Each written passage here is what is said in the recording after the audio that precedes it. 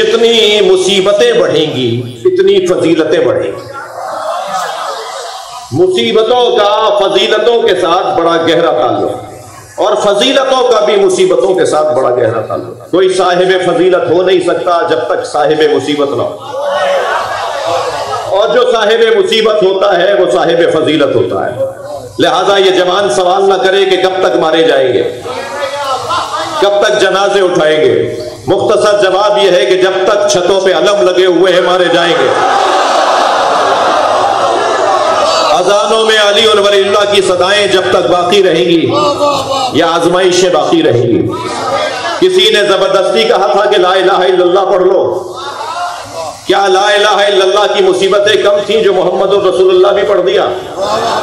اور کیا محمد الرسول اللہ کے پریشانیاں کم تھیں جو علی ولی اللہ بھی پڑھ دیا؟ ہم تو مصیبتیں مول لینے والے لوگ ہیں، ہم پریشانیاں ڈھونڈنے والے لوگ ہیں۔ ہم جانتے ہیں کہ جتنے مسائل بڑھیں گے اتنے ان کو حل کرنے کی صلاحیتیں بڑھیں گی، اور الحمدللہ پوری دنیا میں ہم 156 ممالک میں 1.5 ملک ہیں جہاں علی ولی اللہ کی اذان آتی ہے، اور کوئی سارے ہی دنیا کے اندر پوری ممالک کے اندر کہیں 10%، کہیں 5%، کہیں 25% مولا علی اور اہل بیت کے چاہنے والے ہیں۔ لیکن اتنی بڑی تعداد ہم سے زیادہ ان بھائیوں کی ہے کہ جو ان میں ایک تعداد ہمیں پسند نہیں کرتی، ہمارا وجود انہیں پسند نہیں ہے، اور غلط فہمیوں کا شکار ہے اور غفلت کا شکار ہے اور جہالت طاری ہے۔ اور میرا اور آپ کا کام یہ ہے کہ ہم جہالت کا خاتمہ کریں اور لوگوں تک پیغام پہنچائیں۔ یہ ہو نہیں سکتا کہ اگر کسی کا شامہ سالم ہو تو اسے گلاب کی خوشبو نہ آئے۔ ہمیں شامہ سالم کرنا ہے، بیماروں کو شفا دلوانی ہے، تاکہ خود بخود لوگ اہل بیت کی طرف راغب ہونا شروع ہو جائیں۔ مطلب صرف اور صرف یہ ہے، بہت ہی اونچا اور روشن پیغام ہے کہ اگر فضیلتیں حاصل کرنی ہے تو مصیبتوں کے لیے تیار ہو۔ کچھ تو ایسی آیتیں ہیں جنہیں فریم کروا کے گھر میں لگانے کی ضرورت ہے، کچھ ایسی حدیثیں ہیں جنہیں تغرا بنوا کر گھر میں لگانے کی ضرورت ہے، تاکہ آتے جاتے اس پہ نگاہ جائے اور میری رویے پہ فرق آئے، میرے طور طریقوں میں فرق آئے۔ قرآن سورہ مبارکہ تکویر میں اللہ ارشاد فرماتا ہے فَأَيْنَ تَذْهَبُونَ، کہاں جا رہے ہو؟ پوری آیت ہے یہ، کہاں جا رہے ہو؟ اس آیت کو تغرا بنوا کے گھر میں لگایا جائے، آتے جاتے اللہ ہم سے پوچھ رہا ہے کہاں جا رہے ہو؟ جانے کے لیے جواب ہے تو جاؤ، ورنہ کہاں جا رہے ہو؟ مولا علی کا یہ قول الدہر یومان، زمانہ 2 دن ہی کا تو ہے، یوم لکا و یوم علیکا، ایک دن تیرے خلاف رہے گا، ایک دن تیرے حق میں رہے گا۔ تو جس دن حق میں ہو تو تیاری رہنی چاہیے کہ کل خلاف آنے والا ہے، اور جس دن خلاف ہو تو تیاری رہنی چاہیے اور صبر کرنا چاہیے کہ کل حق میں آنے والا ہے۔ ایک جیسا دور نہیں رہتا، وقت گزر جاتا ہے، وقت ایک جیسا باقی نہیں رہتا۔ لہذا ہم اس ایجنڈے کے ساتھ اور اس نظریے کے ساتھ جینے کا سلیقہ رکھتے ہیں کہ مصیبتوں کا فضیلتوں کے ساتھ بڑا گہرا تعلق۔ مصیبتوں کی تاریخ اور مصیبتوں کے عنوانات پہ جب غور کریں گے تو ہمیں مصیبتوں کے ساتھ مصیبت زدہ، مصیبت میں مبتلا، مصیبت خوردہ، مصیبت کا شکار، مصیبت مول لینے والوں کے بھی نام ڈھونڈنے ہوں گے، تاکہ ہم دیکھ سکیں کہ کس نے مصیبت کا کیسے مقابلہ کیا۔ فہرست بڑی طویل ہے، میں حضرت ایوب کے قصے کی طرف نہیں جا رہا، مگر اللہ نے جسے سب سے بڑی مصیبت میں مبتلا بتایا وہ حضرت ابراہیم ہے۔ ان ھذا لہو البلاء المبین، یہ سب سے بڑی مصیبت تھی جو ہم نے ابراہیم پر ڈالی۔ وہ کون سی سب سے بڑی مصیبت تھی؟ حضرت ابراہیم کو اللہ نے 3 مصیبتوں میں، 3 آزمائشوں میں مبتلا کیا۔ سب سے پہلی آزمائش، مال اللہ کی راہ میں دے دیا، سب کچھ مال کی صورت میں اللہ کی بارگاہ میں پیش کر دیا۔ جبریل نے ساری بکریاں، جانور، شعبائے واپس کرتے ہوئے کہا کہ اللہ تمہارا دل دیکھنا چاہتے تھے، اللہ کو تمہارے جانور نہیں چاہیے تھے۔ پھر حضرت ابراہیم کی آزمائش شروع ہوئی اپنی جان کے حوالے سے، اور حضرت ابراہیم نے اپنی جان دینے کے لیے خود کو پیش کر دیا۔ جا کے بت خانے کے بت توڑ ڈالے، کسی کا بازو توڑا، کسی کی آنکھ پھوڑی، کسی کی ناک کاٹی، اور ایک بڑے بت کے گلے میں کلہاڑی لٹکا دی۔ اور جب یہ سارا شہر تہوار منا کر واپس آیا، سب گئے ہوئے تھے شہر سے باہر، جب واپس آئے اور بت خانے میں پوجا کے لیے گئے تو کہ دیکھا کہ سارے بت ٹوٹے ہوئے ہیں اور ایک بڑے بت کے گلے میں کلہاڑی لٹکی ہے۔ تو سب نے بے ساختہ کہا کہ ہو نہ ہو یہ اسی جوان کا کام ہے، یقال لہ ابراہیم، جسے ابراہیم کہا جاتا ہے۔ اچھا، اس کا مطلب یہ ہے کہ انہوں نے دیکھا نہیں تھا، کام بتا رہا ہے کہ کس کا ہے۔ تو یہ بڑا پیغام ہے، خبردار، یہ بتانے کی ضرورت نہیں ہے کہ کیا کس نے، روش بتائے گی کہ کس کی روش ہے. اہل بیت کا چاہنے والا منہ سے نہیں بولتا کہ میں شیعہ ہوں، سارا محلہ کہتا ہے امانت اس کے پاس رکھو، والی والا ہے، وہ خیانت نہیں کرتا.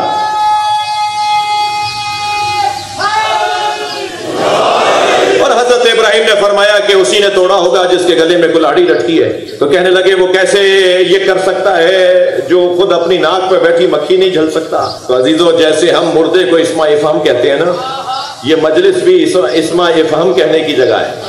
حضرت ابراہیم نے اس مجمع سے خطاب کرتے فرمایا کہ جو ناک پر بیٹھی مکھی نہیں جھل سکتا وہ تمہارا خالق اور تمہارا رازق کیسے ہے.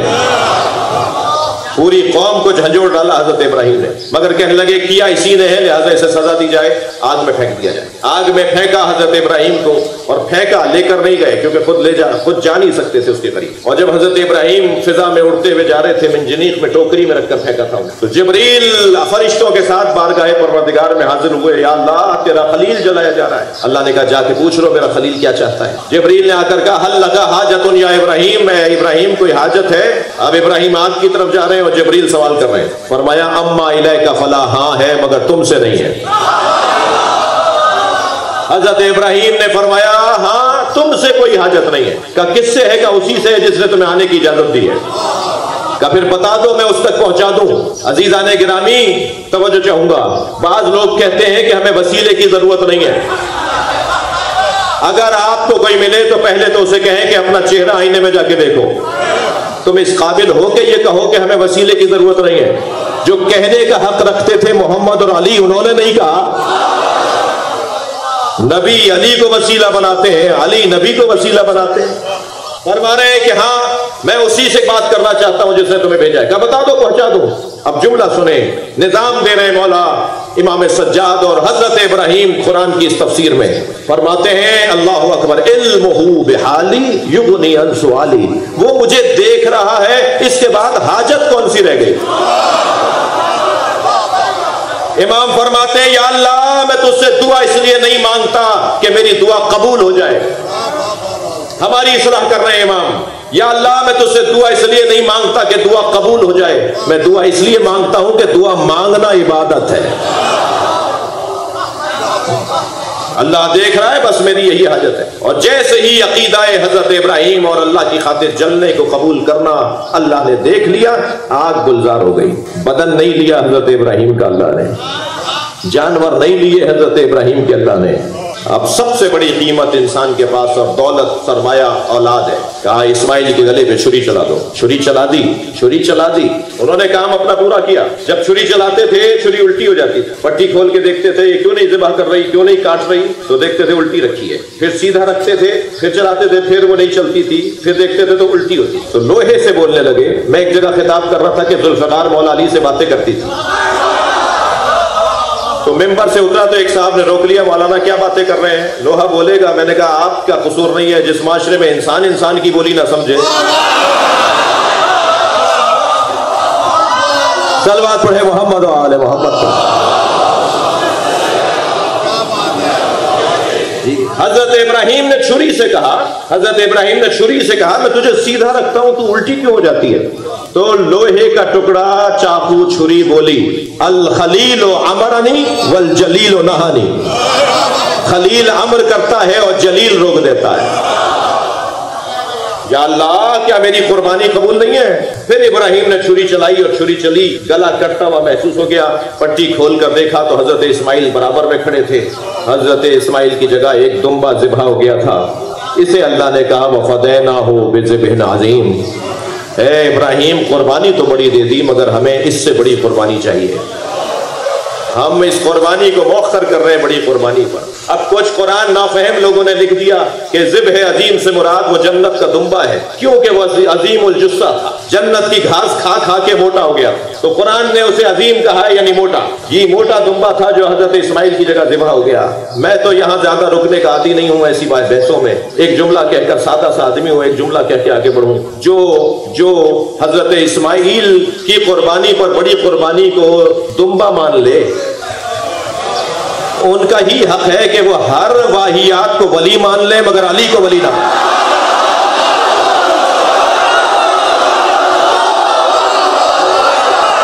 सलावत पढ़ेंगे मोहम्मद व आले मोहम्मद का।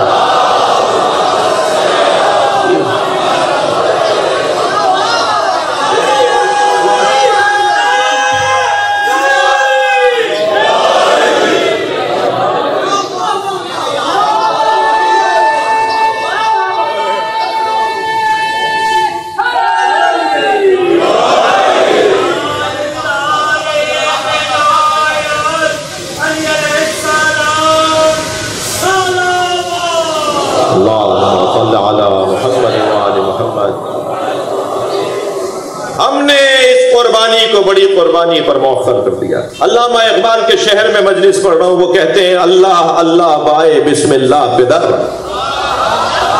बे के नीचे का नुक्ता बाप, अल्लाह अल्लाह बाए बिस्मिल्लाह बिदर, मानिए ज़िब्ह अजीम आमद पिसर। और कुरान में जो ज़िब्ह अजीम का अल्लाह ने उन्वान दिया है वो है बेटा हुसैन। बाप नुक्ता बाप, बेटा मानिए ज़िब्ह अजीम।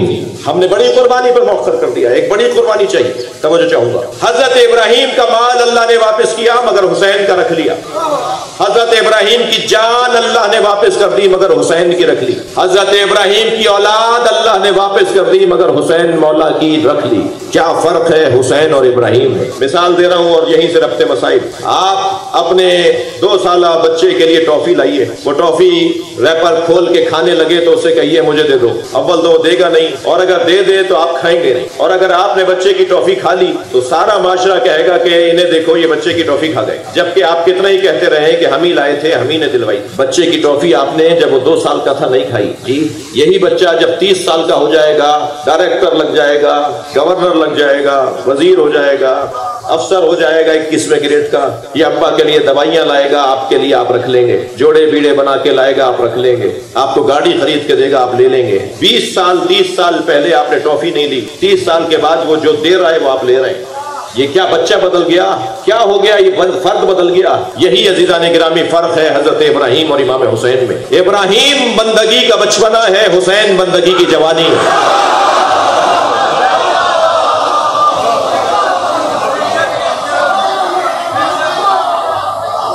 अब सब कुछ हुसैन से लिया जाएगा, इसलिए कि बंदगी की बाब में हुसैन से बड़ा कोई बंदा नहीं।